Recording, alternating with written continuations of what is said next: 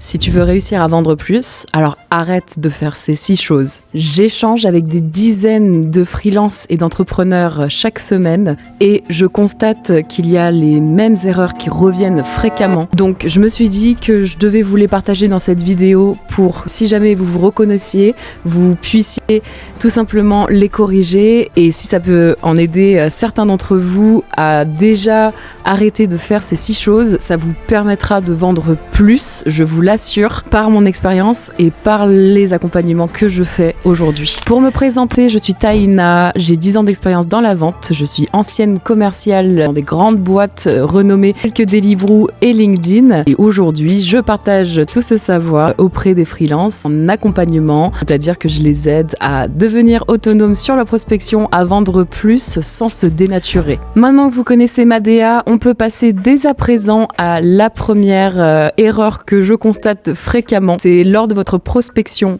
s'il vous plaît, arrêtez de parler de vous, de votre entreprise ou de vos services.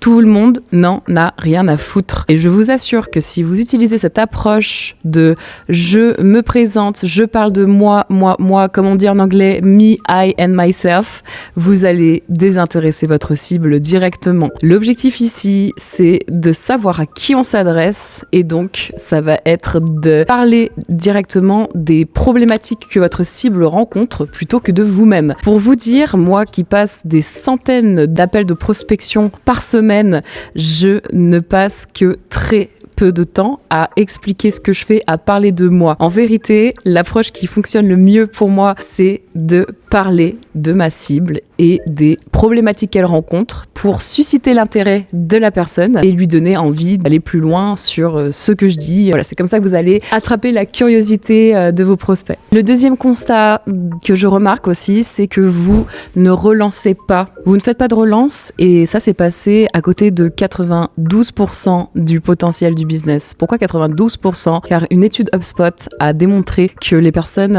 augmentaient leur taux de réponse de 92% après la 8e relance. Je ne sais pas si vous le saviez avant cette vidéo, je ne sais pas si vous vous rendez compte, mais 8 relances, c'est énorme. Et l'objectif, c'est pas de harceler la personne de manière robotique ou de manière non stratégique. L'objectif, c'est d'utiliser ces relances de manière stratégique pour être pertinent, susciter la curiosité de la personne que vous ciblez et lui donner envie tout simplement d'échanger avec vous, d'en savoir plus après sur vos services. Mais voilà, ça c'est l'erreur souvent que je constate, c'est j'ai envoyé un email, j'ai pas eu de réponse et du coup la personne ne doit probablement pas être intéressée. Mais en fait, dites-vous bien qu'on a tous notre vie, on a tous notre business et on est tous occupés, on a tous 20 000 choses à faire. Si ça se trouve, on n'a même pas vu l'email en question. Enfin, qui parmi vous ouvre 100% des emails qu'il reçoit et les lit véritablement, parce que on peut les ouvrir pour les supprimer, moi la première à le faire. Donc l'objectif dans ces relances-là, bien entendu, c'est de diversifier les canaux afin de ne pas, par exemple, utiliser uniquement l'email,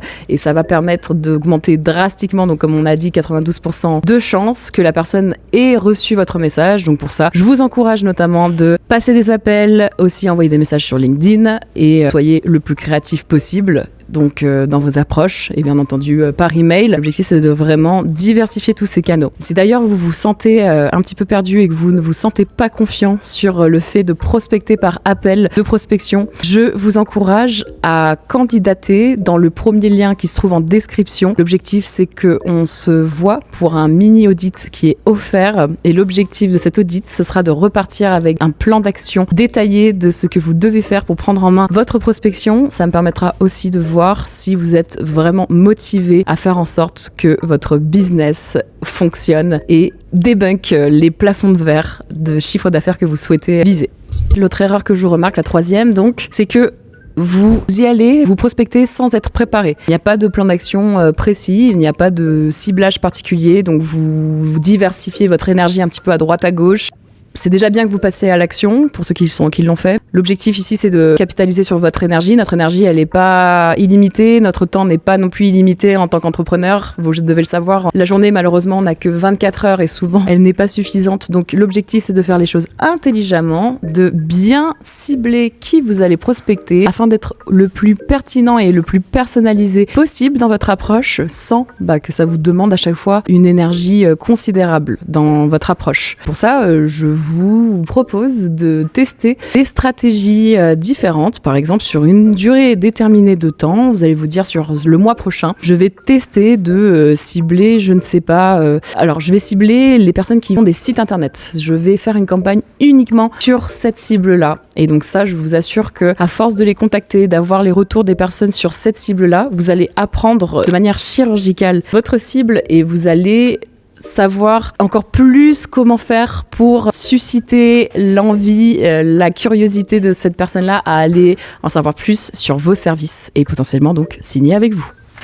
Le 4e point, ça va être de travailler votre persona en surface. Comme je vous l'ai dit auparavant, au plus vous connaissez votre cible, au plus vous allez être capable de réserver des rendez-vous, de booker des rendez-vous, de susciter l'intérêt de votre prospect et donc de signer des contrats.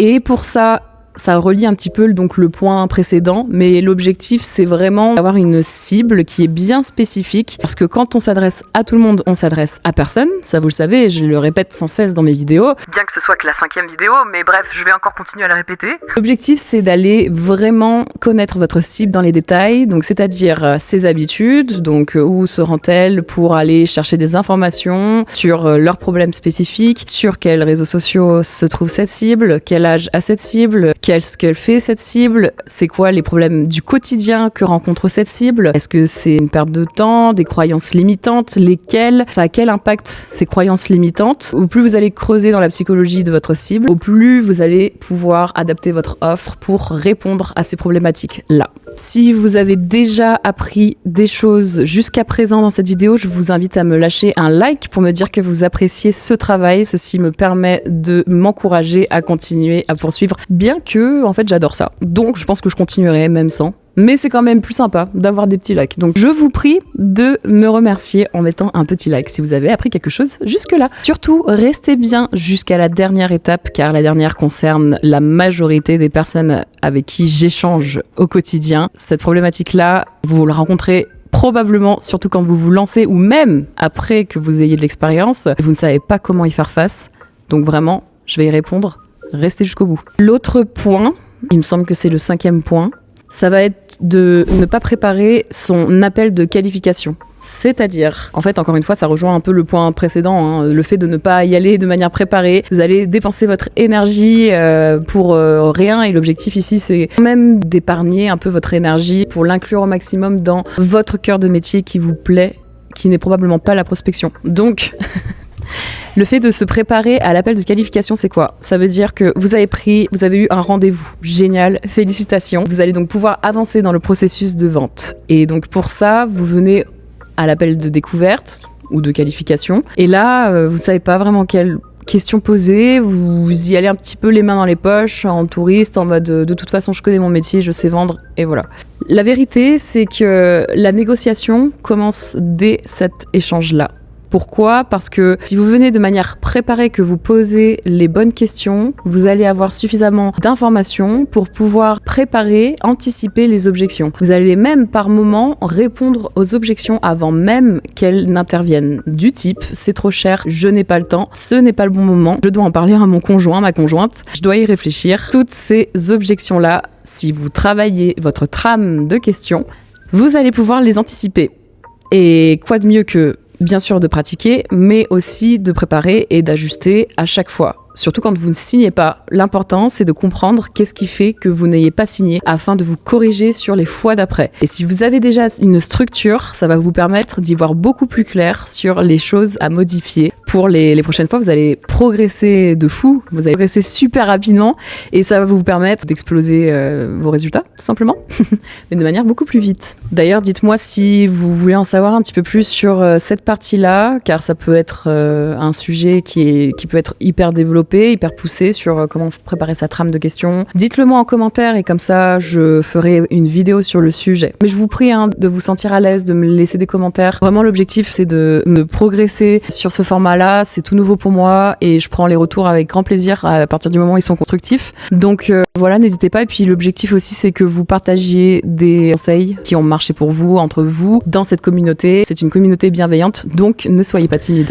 Le dernier point, celui que vous attendiez probablement avec impatience, c'est le fait de baisser ses prix. Vous allez baisser vos prix, ça je le constate, je dirais, avec toutes les personnes que j'accompagne. Parce que vous avez peur de perdre une mission, vous avez peur de la concurrence, ou vous dites qu'il y a trop de personnes, pourquoi la personne va me choisir moi plutôt qu'un autre. Effectivement, si vos services sont généralistes et que vous vous êtes pas niché, que vous vous êtes pas spécialisé, aujourd'hui malheureusement, vous n'allez pas sortir du lot. L'objectif là, c'est de vraiment travailler sur votre stratégie qui fait que vous allez vous démarquer de votre concurrence. Posez-vous la question tout simplement pourquoi quelqu'un signerait avec moi plutôt qu'avec une autre personne. Et c'est pas être négatif quand vous vous posez cette question et de vous rabaisser. L'objectif, c'est d'être constructif, c'est-à-dire de trouver les arguments qui vont vous permettre d'être beaucoup plus spécialisé dans ce que vous voulez faire et donc de sortir du lot. Le fait que vous allez sortir du lot, je vous donne un exemple. Vous êtes créateur de site internet, pour rester sur cet exemple-là, et vous n'allez finalement pas que faire la création de sites internet, ce qu'aujourd'hui on peut faire facilement via l'IA ou via énormément d'outils no-code, etc. Vous allez aussi proposer un service du travail de SEO que l'IA certes fait, mais que l'humain fait aujourd'hui encore mieux que l'IA pour l'instant. Et donc l'objectif, c'est de mettre ça en avant parce que le SEO va ramener du trafic sur votre site internet, c'est pas juste d'avoir un site vitrine. Donc tous ces arguments-là, vous allez pouvoir les sortir et cette expertise-là se paye. Quand aussi, par exemple, vous annoncez votre prix et que directement la personne vous dit c'est trop cher et que là vous dites je peux peut-être vous faire une remise de X. Là, je vous assure, ne faites surtout pas ça. Vous allez perdre automatiquement la confiance et la crédibilité auprès de votre prospect. Ça va pas être joli et vous n'allez des fois même pas signer. Donc l'idée ici, c'est d'apprendre à gagner en confiance sur la valeur que vous allez apporter dans vos services et donc ce qui va justifier votre prix. Et aussi, ça se fait avec la section précédente qui était la phase de qualification. Si encore une fois vous posez les bonnes questions, que vous avez les bonnes données qui va vous permettre d'avoir les bons arguments, les bons atouts pour la négociation, ça va vous permettre aussi de signer au prix juste que vous ciblez. Et tout ça, tous ces points-là que je vous ai cités, c'est des choses que je travaille en session individuelle. Donc encore une fois, si vous voulez prendre en main votre prospection, mais uniquement si vous êtes motivé et que vous avez vraiment cette envie de plus dépendre du bouche à oreille, d'aller chercher vos clients de rêve, de vous démarquer de la concurrence, de ne plus dépendre de vos creux d'activité ou tout simplement des recommandations, je vous prie d'aller candidater via le premier lien qui se trouve en description, seulement sous ces conditions-là. Et ce sera avec plaisir d'échanger avec vous. Si vous êtes resté jusqu'ici, ça veut dire que trouver tout simplement plus de clients est un sujet d'actualité pour vous. Déjà, je vous remercie d'avoir regardé cette vidéo jusque-là. On est à la fin, ça y est. Mais ne quittez pas, car l'objectif, c'est que vous vous abonniez et que vous activez la cloche pour ne pas manquer les prochaines vidéos. J'en sors une toutes les 2 semaines. Donc, je vous dis, n'oubliez pas d'appeler et à dans 2 semaines. Ciao, ciao!